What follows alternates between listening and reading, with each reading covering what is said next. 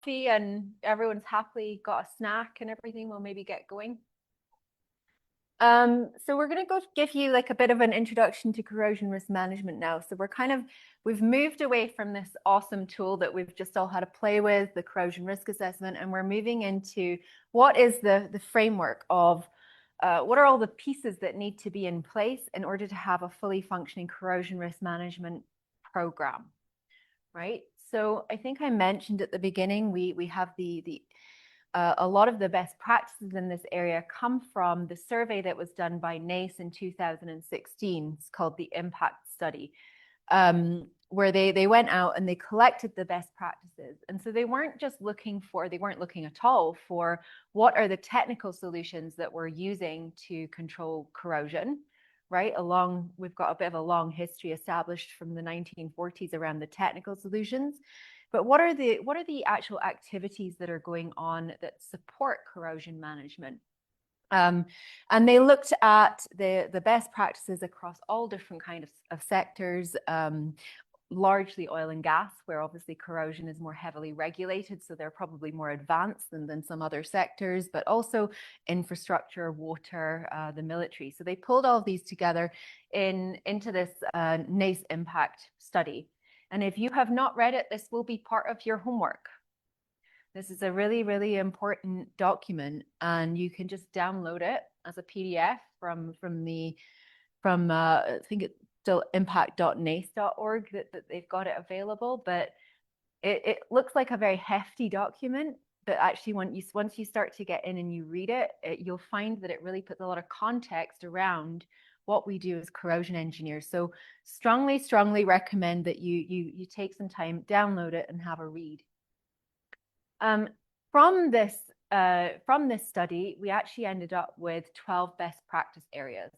So when you jump in, you'll see this framework presented in the impact study. So these are actions that need to be in place in order to have a functioning corrosion risk management program. The first one is you need to sit down and actually write a corrosion policy. Right? As engineers, probably most of you haven't sat down and written a policy document, I'm guessing. Has anyone done something similar like that before, apart from Phil? School chapter or something like that.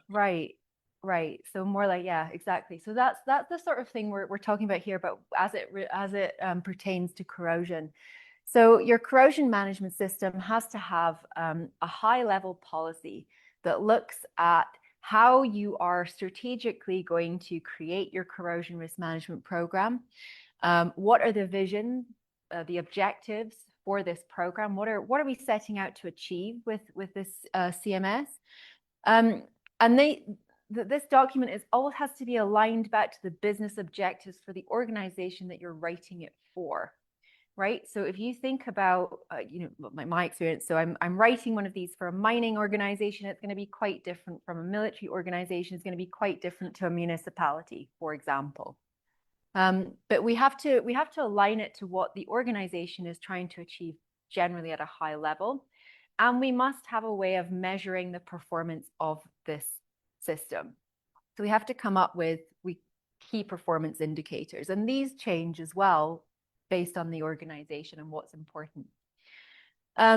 We also need to have in place a structured organizational chart that clearly defines who's doing what, right? Any project that you do, if you do not define roles and responsibilities for the persons involved in that project, you're leaving yourself open to things not getting done, accountability not being taken. Very, very important with these programs to make sure that you know who's doing what, and you need to have it documented formally somewhere. You also need to make sure that the corrosion management system just doesn't exist on its own as an orphaned little child over here. It has to be integrated with other sort of life cycle or asset management activities within the organization. You need to actually map out how is this embedding into the organization and the activities that are already going ahead. So this may be that you need to speak to reliability teams, operating teams, maintenance teams, asset management teams, but there are already activities going on in most organizations that have this tie-in with life cycle and asset management the corrosion system, the corrosion management program that you're creating has to tie in. Otherwise, it just becomes a silo. Communication.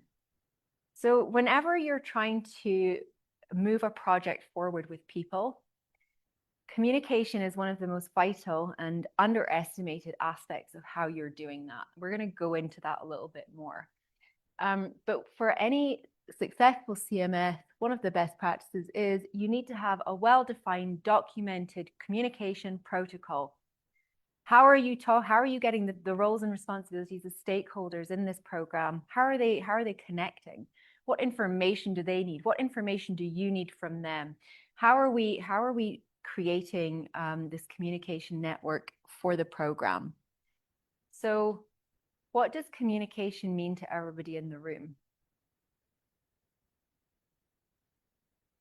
When I say you're a good communicator, what does that mean? Mayday? Convey your message clearly.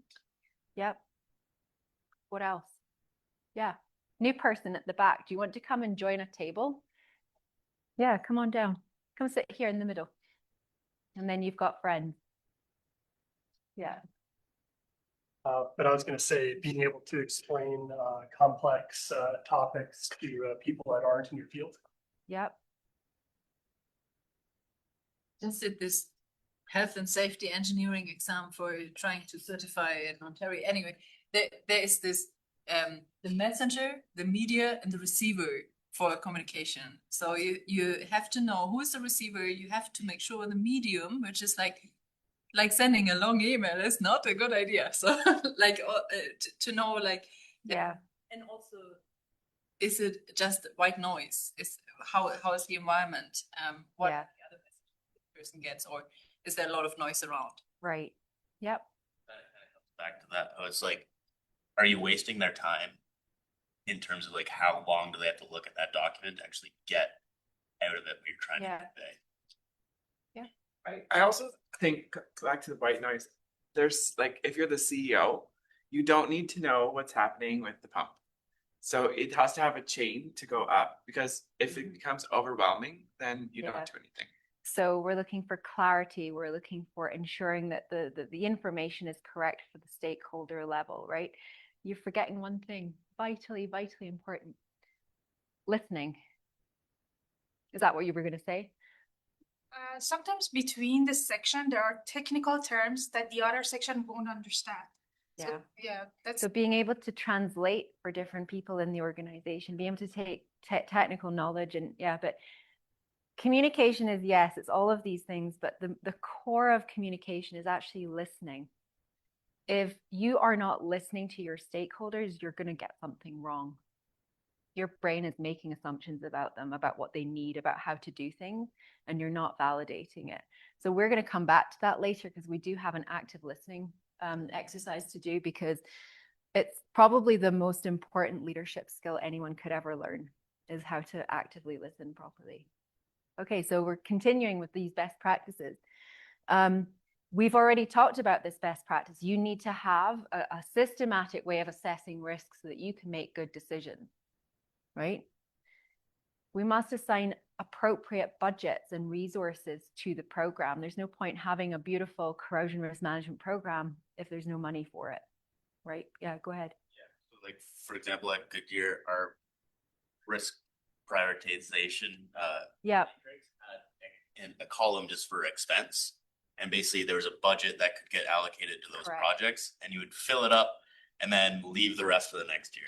Yeah, and that's sometimes the decision you have to make. But if you're using your risk assessment, now you can justify it, right? And now you can say, well, we've still got these outstanding risks that we haven't managed to get to, but we're going to monitor these, and we're going to do some of these other actions more closely to make sure that we're on top of it. So you see how you can start to use it. But yeah, you need to have resources in place, right? It needs to be appropriately assigned. You have to have skills and competency, right? So if you look at oil and gas and you look at mining, oil and gas, the skills and competency level around corrosion is much, much higher than it is in mining. right? I remember, for those of you who are kind of into MEC, I remember having a conversation with a client once, and I was like, oh, looking at this stainless steel tank, and I was like, pinholes, and we did some cross sections and whatever, and we're like, it's MEC, and he's like, oh, what? Bacteria can cause corrosion now? He'd never heard of it. Never even met a corrosion engineer before he met me, right? So the skills and competency have to be in place within the stakeholder group that you are expecting to do this work. Otherwise, nothing gets done, or it doesn't get done well. Facilities, tools, and equipment is another best practice area. In order for the CMS to function, people are going to need tools and equipment, right? You can't say to a paint crew, well, this is part of the CMS, this activity. We want you to go around and do patch repairs on the coating on this asset. And they're like, I don't have any paintbrushes. They're not going to be able to do the work. So you have to assess what's needed, whether that's a paintbrush or it's an AI inspection software, right? You have to make that assessment and make sure people have what they need. Execution. So really what we usually talk about here is making sure that there are standards in place for optimal execution. So again, if we go back to our paint example of the paint repairs, again, there's not really much point having somebody go out, do the paint repair if there's no QA/QC system in place, right? So you have to make sure that what you are designing for, what you are trying to implement is actually being done properly, right? So you need processes for that, right? Documentation and reporting. You cannot have a CMS program which is only based on relationships, right? You can't. It's not sustainable, because say I've got a good relationship with Phil, and I'm like, oh, Phil, we're going to do this project and it's going to be awesome, and we're going to keep, obviously going to be great, and we just need to do this, this, and this, and everything's awesome. And we go ahead and we do it. And then the next year I'm like, I'm retiring.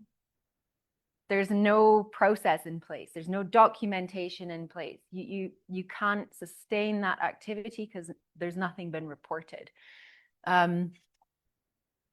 You'd think in most organizations they would have this sorted out. They do not. So it's not only in the university. No, no. Everyone's a bit rubbish. Yeah. We've only got one client right now who's like super on top of their documentation, and that the workflow processes are mapped. But this is something that we build into every program that we create, right?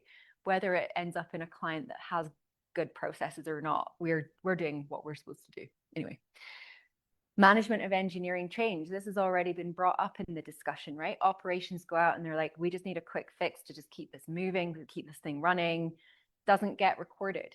But most organizations will have a very good management of engineering change process, right? So yes, you can put in a temporary repair, but you have a standardized limit for how long that can be in place before an engineer needs to assess it, for example. But there are processes involved in that management of change that you should be following, right? So again, what we're finding is some organizations have really good internal MOC processes and some don't, right? But you can't, and the other thing that comes up with this too is that often engineers will make a change to something, other engineers, not us, will make a change to something. They're like, oh, we'll just increase the temperature of this process because it's better from a chemical engineering perspective. It increases the output, whatever. But they do not make the connection between that temperature change and what happens from a corrosion perspective, right? So that piece is often missing from the management of change process. So you have to be a little careful. And then the final best practice in these programs is you need to have a way of embedding lessons learned, formally collecting and embedding lessons learned, continually auditing and improving, and also looking for innovation, right? Are we making the most of the technologies that are available, right? Or do we need to pilot this technology or bring in something else? Or do we actually need to develop a new coating system or something? Yeah. Could part of that be like, hey, you've been doing corrosion risk management on this particular asset, but you know there's a better one. You're just burning all this cash, keeping this one alive instead of putting cash aside to purchase the next one. Yeah, that would be a continuous improvement opportunity. Yeah, and your risk assessment can help you with that too, right? you can say, well, we've managed the risk, we've managed it to here, but if we look at this alternative approach, this is where the risk would be, and this is you can start to cost it out, and it gives you a tool to have those conversations, right? So these are all of the things that you need to think about when you're creating a program to manage if you remember back to your plant, the picture of the plant that I showed you, you're the corrosion engineer, you're in charge of creating a CMS for this site. You've done your risk assessment now, you've kind of got a good idea of like what you're dealing with, where the efforts need to go.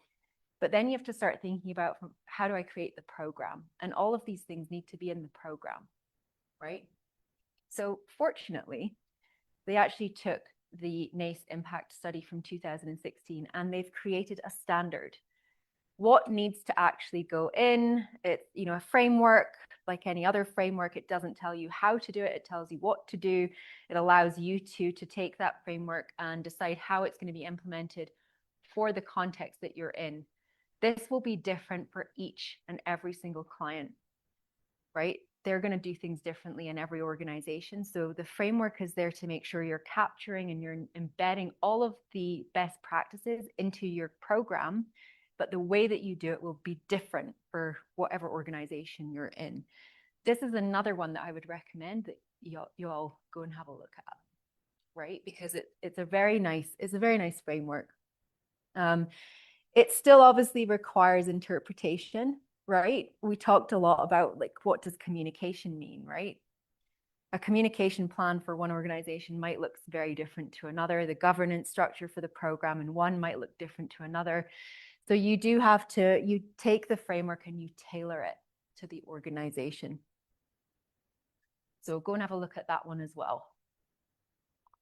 Well, we just talked about what framework is. I'm sure everyone's pretty clear on that, but you've probably come across frameworks before. This one's no different. Again, it's a methodology, a way of creating these programs, making sure that you're embedding all of those best practices in, but it doesn't tell you how to do it.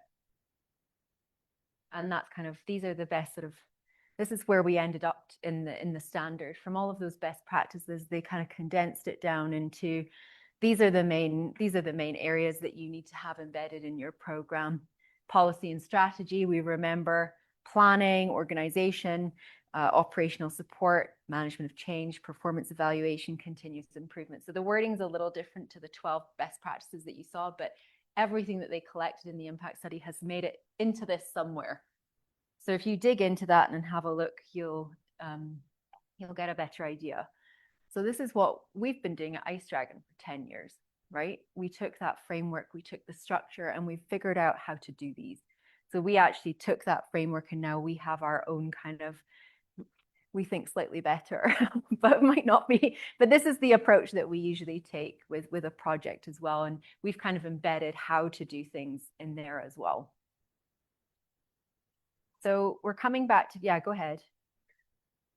Do you kind of have an advantage when looking at these problems because you're looking at it as an outsider? Then a lot of the times, like internally, it's very hard to actually. Very hard, yeah, because I find like a lot of the people that we work with in operations or maintenance, they're in the weeds, right? They're trying to get the work done. They're trying to action it, and having someone come in and say, we got this, there's a framework, we can walk you through it, we can tell you what's needed.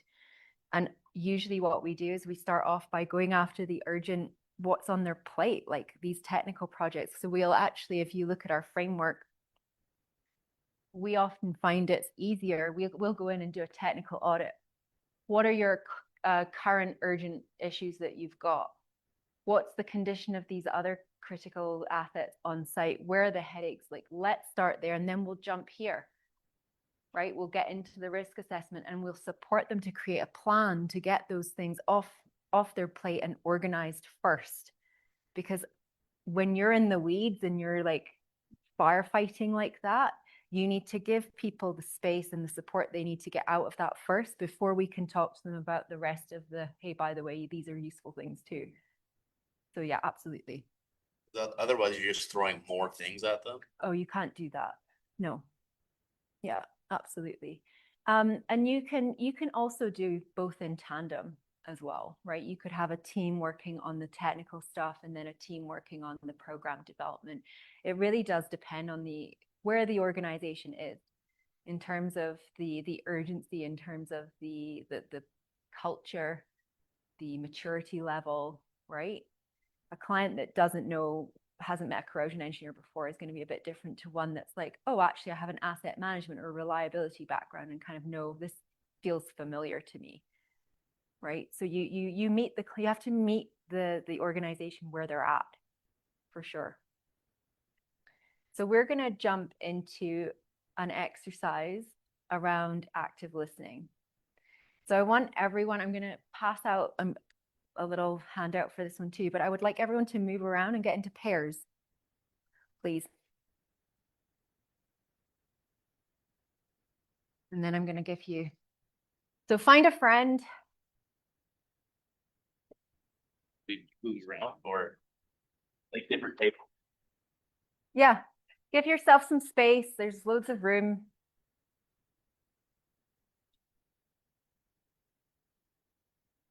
Yeah.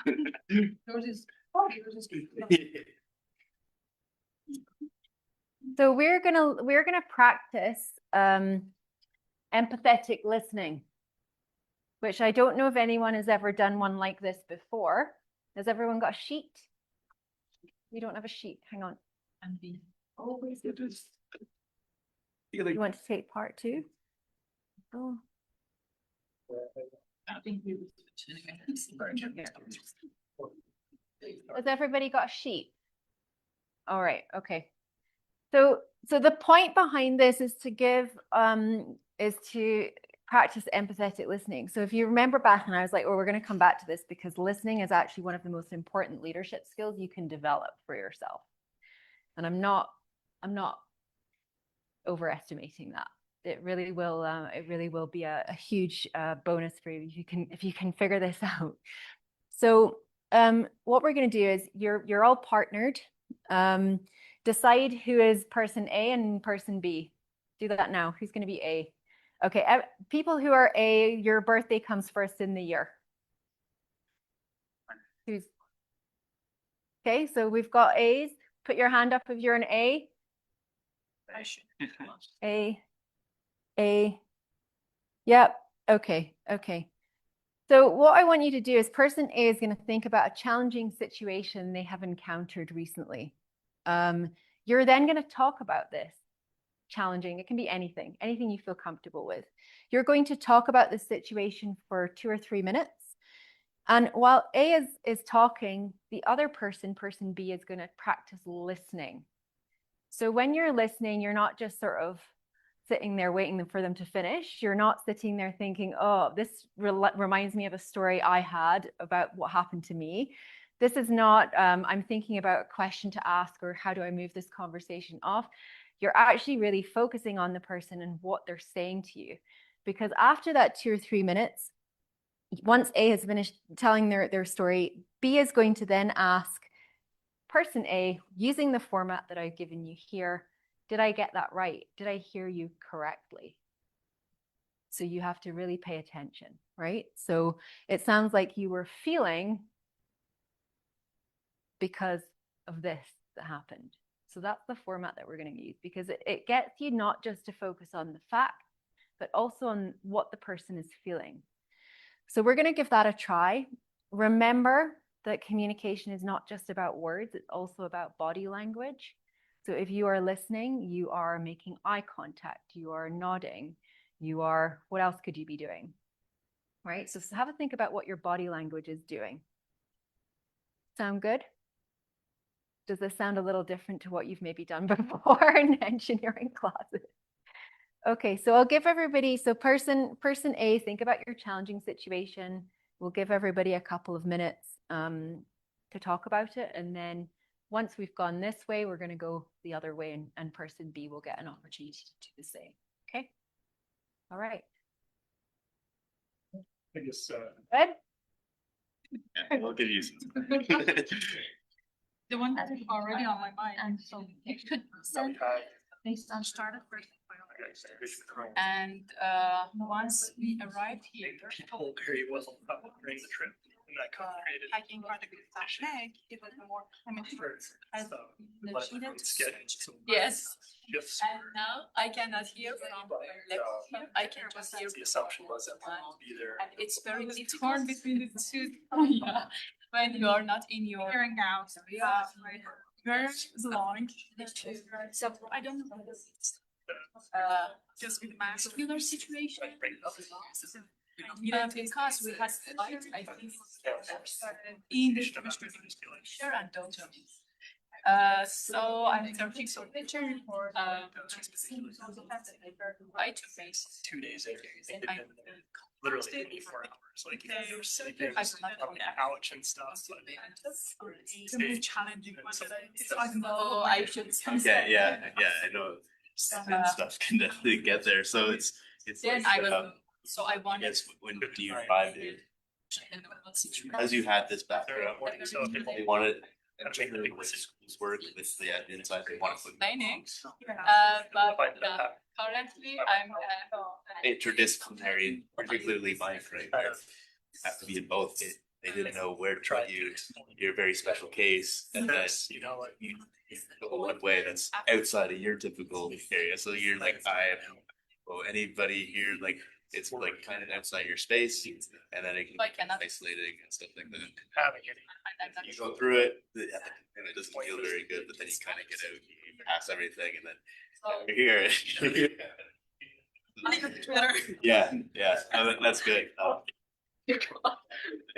It's Ended up really But I don't know, I'm not sure about it. challenging to go through it, and when you're going through them. How, It's not really a simple problem though. Yeah, Like it's that not- is, yeah, So it sounds like it you're. is affecting you, right? Especially Yeah. because of what's happening next. yeah, right? and You're not- now I should listen carefully to different talks, but I. Start moving I guess to the person B who is But, yeah. gonna ask, make sure that you listened correctly so you can use your, it sounds like you were. It sounds like you're feeling very worried Yeah, and a bit nervous because of. I tried to phrase my question that way. You want. X, right? Yes. So that's, because I don't know, whether it is just Also, a simple situation.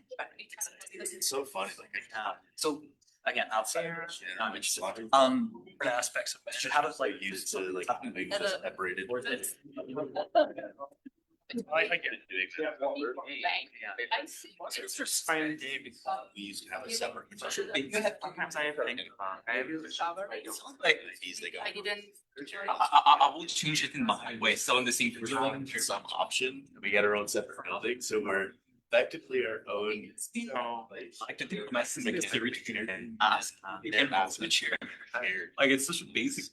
Stuff in their thing, and it's. always do it at the last minute. And then, like, I'll do this. Hey, this is a message.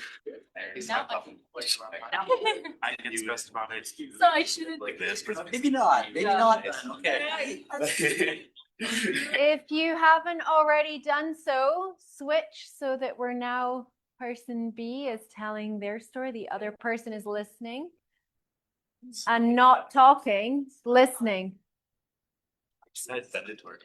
That's fine. But yeah, so I guess continuing on that line a bit, so my Anyway, yeah, more about that after. I went through there through time and didn't have any. I didn't really think of it and trying to schedule. We're about to. Now the instructor. I need to also the basic knowledge. My supervisor's moving, but he's also taking a lot of the series. And that's how I Yeah, I'm going to make. added. Also the. You know why it worked. But now I need to. Always knew nuclear existed, but I didn't know it Yeah. existed at Queens. Partially because they did a bad job of actually.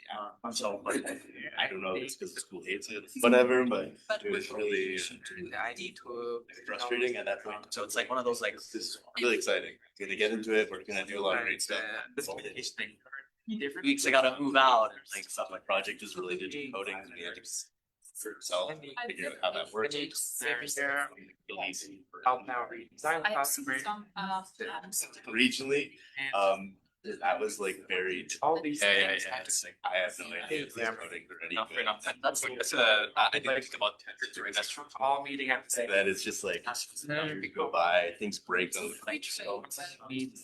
story. months go by where I don't know what they usually can't do it. I don't know. I'm excited, But I'll tell you that, like. I don't know what they interpret. I don't know. If that's apparatus actually run the test. That much because It's too long. not really my problem. So why should I care? I care because Barrier on it. it's my job and I Hey, this data sucks. Okay, person A can be asking person B. No. It sounds like you were feeling because.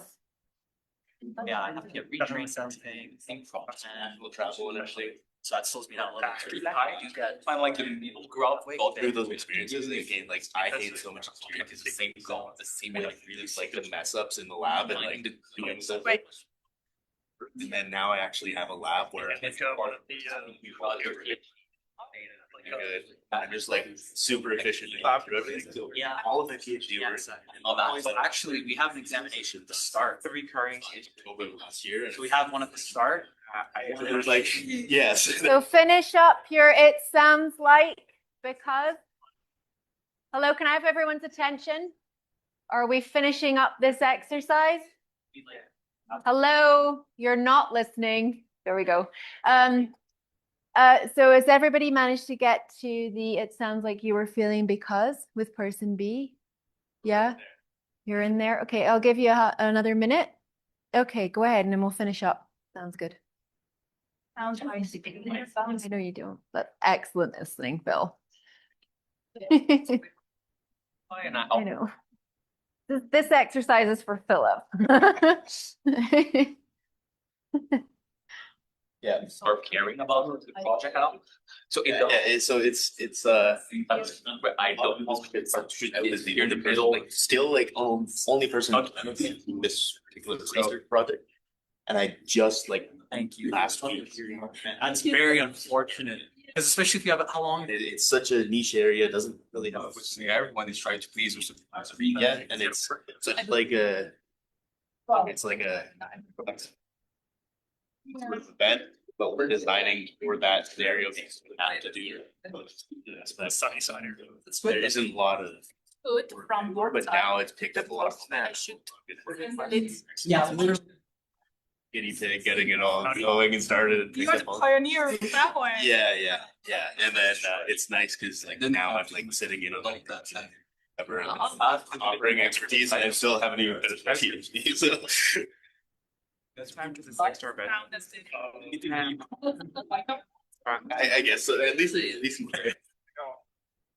My first. I'm pretty clear. That was My PhD because I learned novel nobody looked at like can do Okay, I'm gonna pull everyone's attention back to the front. stuff. Thank you. Hello, people at the back. All right, so I want to see how many people, show of hands, how many people felt that they were listened to by their partner? It's okay if you say no, it's fine. It just indicates that we've got something to work on. That's awesome. How did it feel to be listened to for those of you who felt really listened to? It felt like an overall positive experience. Like Yeah, both people. yeah. At the same time. Comforting. Yeah, what else? You've got something to say here, I think. Personally, I just like to hear people's stories. That was good. So you actually like the listening part. You enjoyed the listening part. Yeah. Excellent. Okay. What were the nonverbal cues that you noticed you were using during that exercises when you were the listener? What were some of the things that you noticed you were doing that told the other person that you were listening? Go ahead. Lots of eye contact. Lots of eye contact. Yeah, at the back. Like or Yeah. Add affirmations. Yeah. Yeah. Or like a jut in. Yeah. So not interrupting, but asking questions for clarification. Did I get that right? Is that what you mean? Yeah. Very good. What about body language? Any cues there? Eyebrows going up. Yeah. Yeah. Yeah. So communication is not just speaking words. although Isabel, my eldest daughter she just speaks words. That's all she does. But yeah, she's friends with Bill, yeah. But there are lots of like verbal cues that we can use that show people that we're actually listening to them. We're not interrupting. We're asking, did I get that right? Do you mean this? I'm not quite sure about like how you're feeling about this, right? So it's not just about making sure that we can show up and we've got the right messaging, right? Or we're using the right data, or we're saying the right things. It's also, well, where's that landing, right? Am I listening to what the person in front of me is saying? Anytime you do any project, you're going to be working with people, right? If you're not listening to the people around you and you're not gathering that information about what's important to them, where they're sitting, your solution, whatever it is, you're missing important information to design it, right? Did anyone find that challenging? Either to listen. Well, Hello. I find this, I mean, Brendan's my student, but one of the things that I have is if I know I have to have a conversation like this and I'm set for it, I'm good at listening. But then there's like the tsunami that comes at work sometimes, and you guys all know there's moments where you really need to tell me something, and I know you need to tell me something, but I cannot take that. And then I just sort of wash it off, and I look like a really terrible human being, and I go home and I'm like, whoops, that happened. Yeah. Yeah. So yeah, exactly. And I think in sort of leadership and management kind of roles, you're dealing with people all the time, right? I do it with my job too. And often I'll actually say to my team, I am not in the headspace, or I don't have the energy to listen to you right now. And I want to listen to you and understand. Actually, I use that in parenting too. But it's important, and I'm going to assign proper time so that I've got that for you, and I'm going to hold that space for you. Right? So that's calendar blocking. You need to learn calendar blocking for that. Yeah. One thing we ran in, but I went a course in active listening, so I know the challenging parts and what would be called the roadblocks. So Yeah. instead of saying, it sounds like you feel because, which then leads you to the root cause of what the person actually wants to tell you. You are jumping in and giving advice or comparing to something else, or saying, oh, Yeah. and oh yeah, I also had this. And this is, but usually a person in 2 to 3 minutes is only scratching the surface of the problem. And if you are not asking those feeling questions, you are not coming to the root cause. It's like with corrosion. You will always want the root cause, right? And in the beginning, all the operators will tell you everything else, but what actually matters. Yeah. And it's the same with people, right? They tell you something that doesn't matter first. And you have Or data, information. Yeah. And you're like, well, how does that help me? Yeah, go ahead. Like kind of funny because like outside of corrosion, but like with my girlfriend or whatever, where I'm always like, she has a problem, I'm like, hey, how do we fix it? How do we solve it? How do we do it? Yeah. very typical engineering, Yes. but it's not what the person needs. Yeah. Yeah. At least not in the beginning.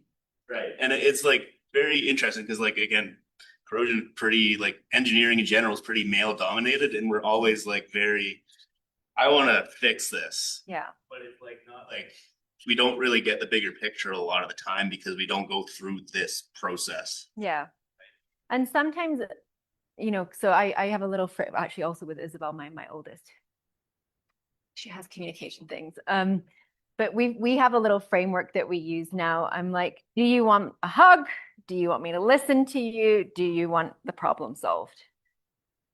And often if I get it wrong, she'll be like, oh my God, I just want you to listen. I just need somebody to basically acknowledge me and acknowledge my feelings. And that's all she needs in that moment, right? So it's an exercise, obviously, that you use in a professional setting because you're trying to understand what are the needs of my stakeholders, what are the needs of my team, where are they, like just generally it's a good leadership tool. But yeah, you're right, it travels across life. So it's a good one to pay attention to. Did anyone notice anything that they would like to work on with their active listening? Did anyone have things racing through their mind? Like, did you find it sort of hard to focus on what was being said, or? Yeah. Something and it reminds you of something. Yeah.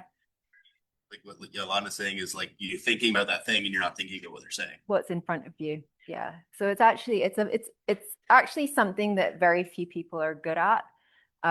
It does require practice. It's like any other leadership skill. These are learnable skills. It's not just I was born with it or I wasn't. You have to actually practice it. So just bringing this into your activities is a good way to practice, right? Oh, do we have time to do this? What time is it before lunch? We're gonna do this. That's good. Okay, this is gonna be fun. Job. This is your job. Oh wait, we need more. Yeah, we don't need that just yet. So when we were going through the best practices and I was telling you, like one of the best practice areas is about ensuring that we've got well-defined processes and documentation. We're going to have a little practice of that today. So what you're going to do, I think we'll do 3 groups. So if you can kind of go back together into 3 groups, that would be a good first start.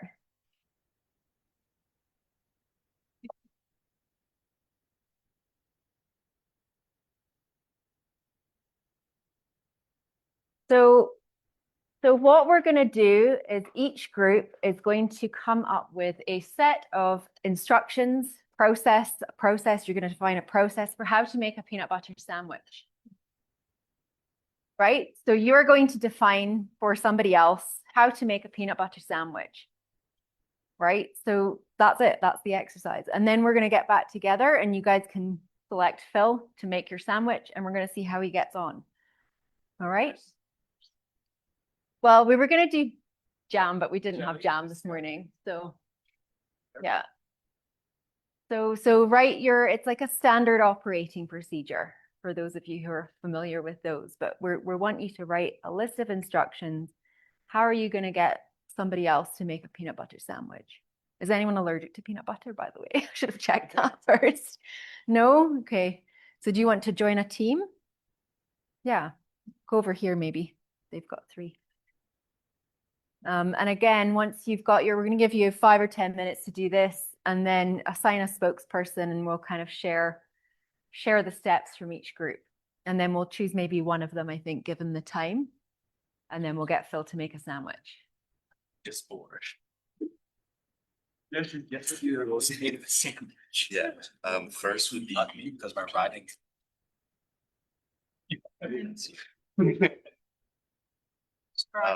The first thing would be collecting. And Is the each, identify like, what oh, I think yesterday like, was very successful. okay, I take a breath.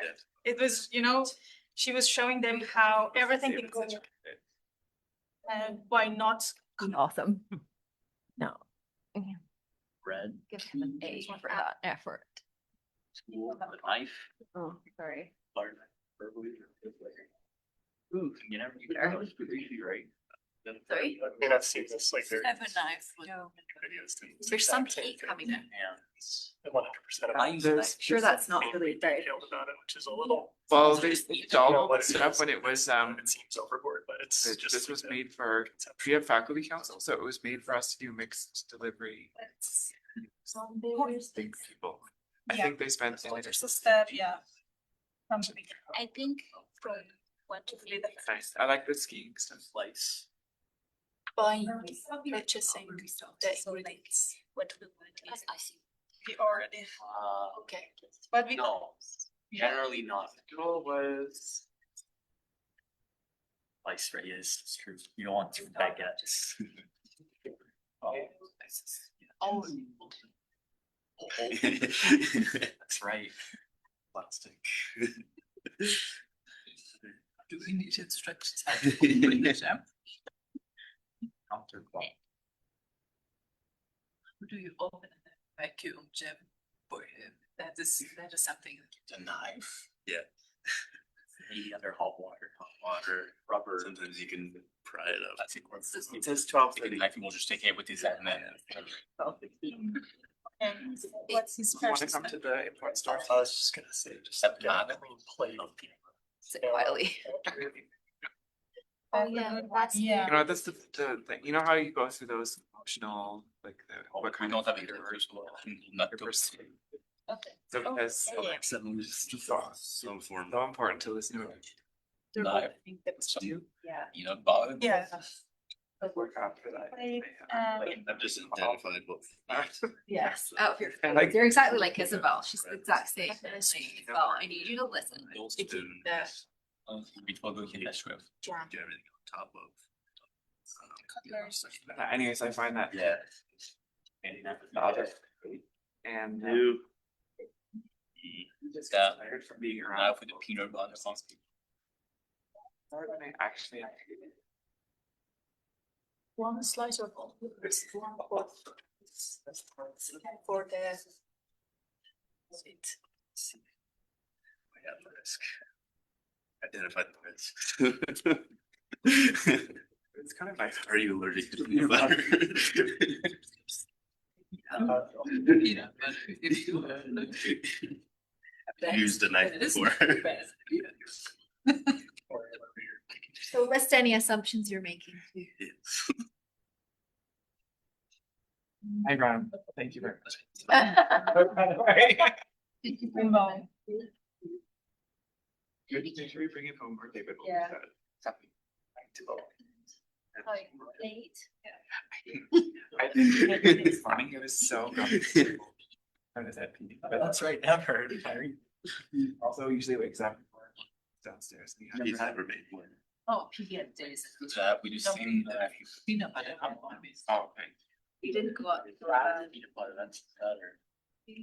That's. Yeah, it's different. I don't know. It's weird. Yeah, my first time is in 2 days. Fair, Because because that.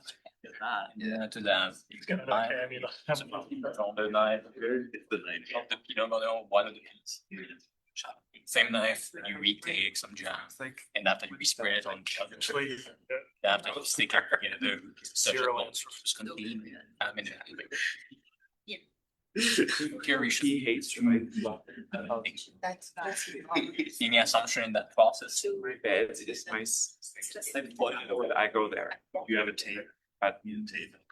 Mentioning kids. I pull the blanket up this far. That's true. Wait.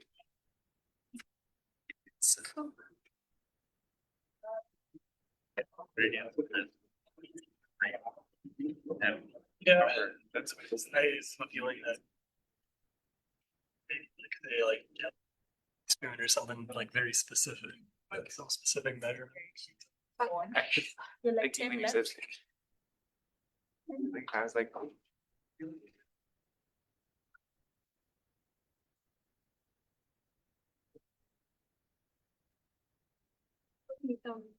Napkins.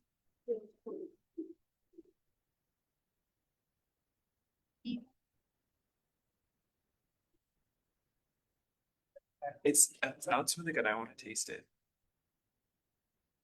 German food happened when there. Somebody's good at that. This one, that good? In the bag. I'd say Uh, packaging. orange. You know, for sure. You guys almost there? No. Stop. No. It's not making itself the sandwich. How about you guys? If you Yeah. try to pay You're attention. just like. Excellent. So I'll give everyone a couple more minutes. Not allowed to ask clarifying. Right? On their. I don't know.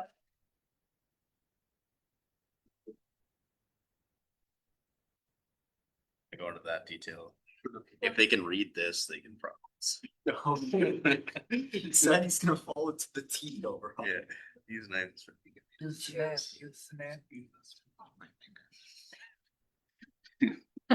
You're the one. There's nobody else. It's fine.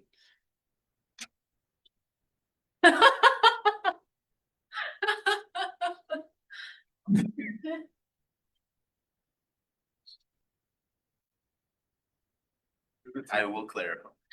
We're gonna clarify that, but not. To make my workspace available.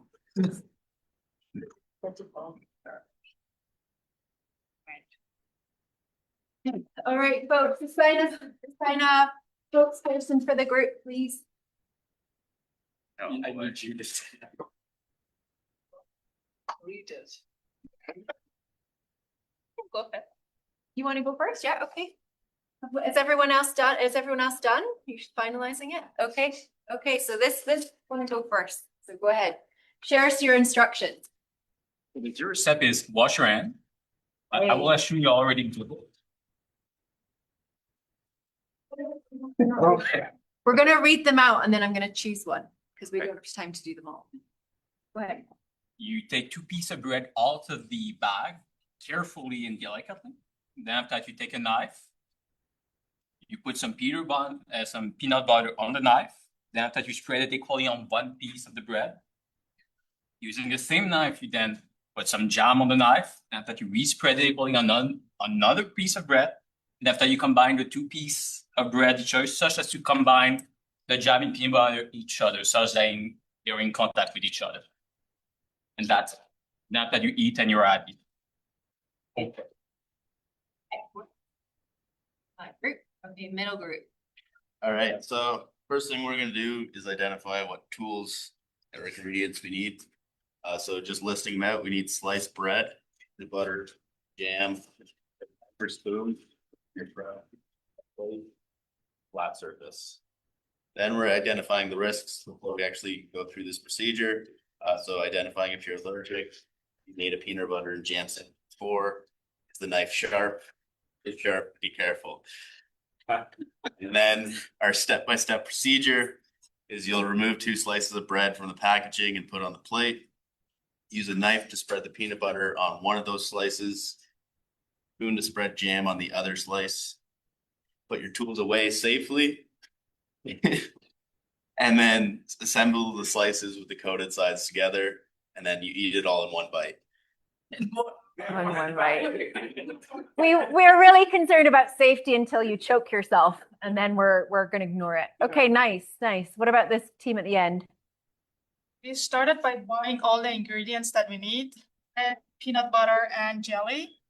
And then we would grab all the utensils and clean plate that we need. Then we would open the bread bag and we would take 2 slices of the bread, put the plate, and then we would scoop out 1 tablespoon of peanut butter. Very precise.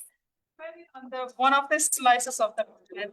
And we would take another slice of bread, spread 1 spoon of jelly on it, and then the jelly side of the bread on the jelly side of the peanut butter, and then we would have our sandwich and we'd love it. Okay, awesome. So I think we're going to choose this team, your instructions, and Phil is going to do his best to make a sandwich based on precisely your instructions. To go wash my hands with some coffee.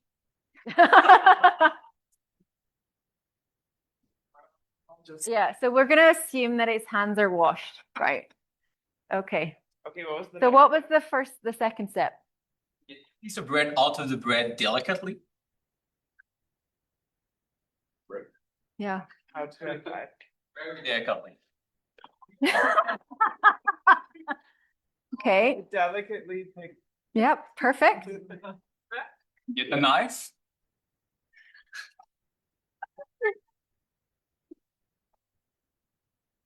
Put Okay. some peanut butter on the knife. Yeah, there will be a technical difficulty here. Yeah.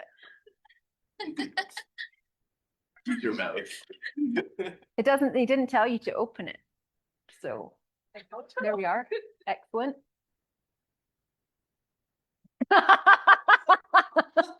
Here, Phil, let me help you. We'll just assume that we did that step. Okay.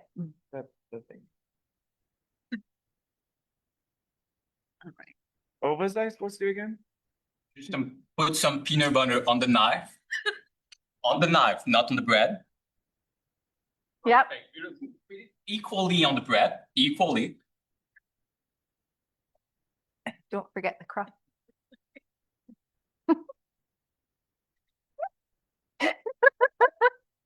Excellent. Next step. Yeah. And then with the same knife, you also put some jam on the knife. We don't have jam today, so miss that step. Okay. And after you spread the jam on the another piece of bread, assuming that you would have jam, and after you take the bread and you put it together such that the side of the peanut butter is also in contact with They've all got all the sides have got peanut butter, so make your decision. Be a strip problem because now they're on all surfaces. Beautiful. Makes sense. So would you like to come and assess your sandwich? Thank you, Phil.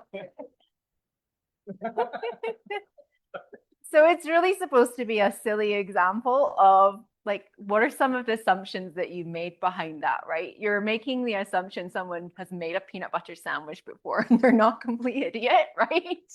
But if you are missing steps out of a procedure that you're creating, you aren't giving a full set of instructions, right? Because this is the result. All right. So the reason that I chose this group is because you didn't go through the steps in as much detail as some of the others. I thought it would be funnier, but you guys had a bit more detail, right? So you're thinking about, okay, taking it out of the bag, right? That might be a step. And sorry,